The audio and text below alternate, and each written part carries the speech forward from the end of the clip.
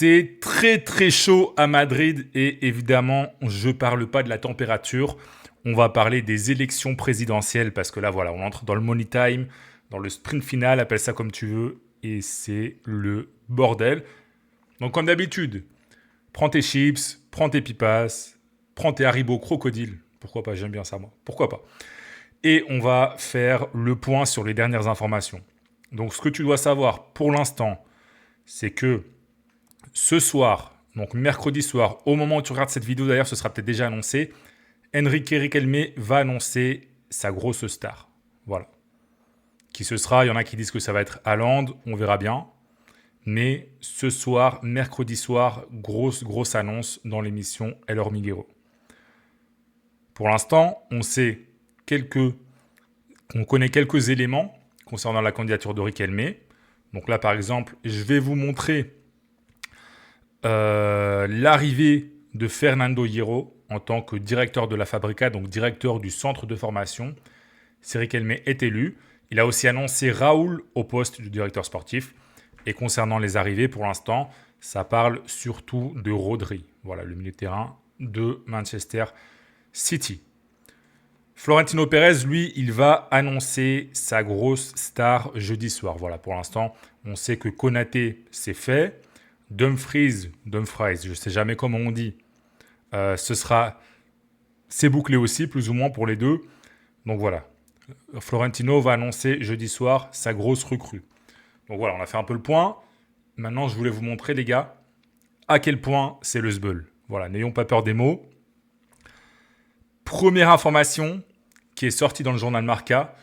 En gros, ils ont détecté 326 comptes sur les réseaux sociaux destinés, en gros, à soutenir Florentino et à cracher sur Riquelme. Voilà, bon, c'est quelque chose qui se fait de plus en plus. Voilà, c'est pas vraiment des bots. Enfin, c'est des bots qui sont pilotés, on va dire, si on peut dire ça comme ça.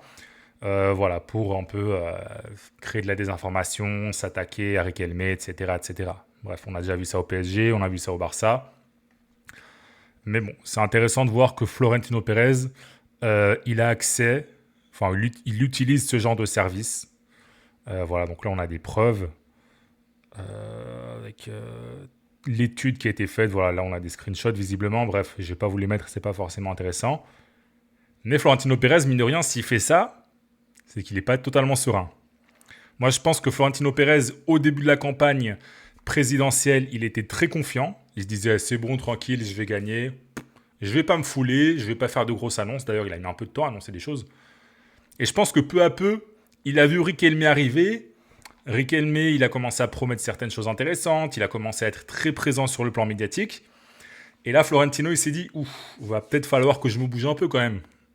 Donc voilà, c'est peut-être pour ça qu'il a fait appel à des bots pour cracher sur Riquelme. C'est peut-être pour ça qu'on a pas mal d'informations qui sortent sur des arrivées, sur Konaté, sur Dumfries, etc. Et c'est sûrement pour ça qu'il va annoncer une grosse recrue jeudi. Donc voilà, moi je pense que Florentino Pérez, là, il n'est pas serein. Et ce que je voulais vous montrer aussi, qu'est-ce que je voulais vous montrer voilà, Florentino Pérez qui a critiqué Riquelme, voilà, qui a expliqué que selon lui, c'est du bullshit, c'est du mytho, que Riquelme ait déjà assuré l'arrivée de Rodri. Donc voilà. En gros, là, ce qu'ils font, c'est qu'ils sont un peu en train de se clasher par médias interposés. Et on a aussi une information très intéressante qui nous explique tout simplement que Riquelme, en gros, les transferts qu'il va annoncer... alors je cherche mes mots parce que je veux pas vous faire une traduction mot à mot de ce que dit Marca, je veux vous le traduire de façon à ce que vous compreniez en français.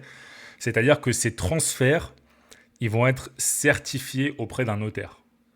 C'est-à-dire qu'il va aller voir un notaire et il va dire « je vais recruter tel joueur », par exemple « je vais recruter Haaland », et si ensuite il est élu et Haaland ne vient pas, eh bien il devra payer. Quand je dis il devra payer, ce ne sera pas forcément de l'argent, ça peut être son poste ou quelque chose comme ça. Donc voilà. On va voir un peu si justement le journal nous dit quelque chose. Moi, généralement, je lis pas les articles avant, comme ça, enfin, je lis le titre, etc. Mais comme ça, on découvre ça ensemble. Voilà. Il a bien insisté. Les promesses que je fais vont être tenues. Donc voilà. On a fait un gros point et il y a un point aussi dont on ne parle pas beaucoup et que Riquelme est en train d'utiliser de façon très intelligente selon moi, c'est qu'il insiste beaucoup sur le fait que Florentino Pérez ait aidé le Barça. Florentino Pérez, alors il se dit, je ne sais pas si c'est vrai, mais il se dit qu'il est intervenu pour que le Barça puisse notamment enregistrer Dani Olmo auprès de la Liga. Il a aidé le Barça. Anas Lagrari, qui est un des bras droits de Pérez, a aussi aidé le Barça dans certains dossiers. Et il ne faut pas oublier qu'au début, le Real Madrid n'avait pas une attitude super agressive par rapport à l'affaire Negreira. Voilà, au début de l'affaire Negreira, le Real Madrid était un peu attentiste, le Real Madrid n'attaquait pas beaucoup. C'était plutôt chill. C'est après, avec le temps, que Florentino Pérez a commencé à être un peu plus agressif. Donc voilà, Negreira, il est beaucoup en train d'insister sur ce côté un peu relation amicale entre Pérez et le Barça. Donc ça, plus des promesses mercato qui pourraient être potentiellement très intéressantes.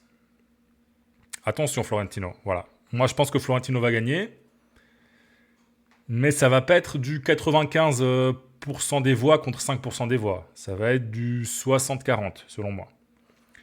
Donc voilà, écoute, si t'es fan du Real Madrid, je t'invite à me donner ton avis dans les commentaires. Qui va gagner selon toi? Pour qui tu voterais si t'étais sociaux? Et si tu veux être au courant de toute l'actu du Real Madrid, du Barça, de la Ligue en général, eh bien je t'invite à t'abonner et activer la petite cloche des notifications également.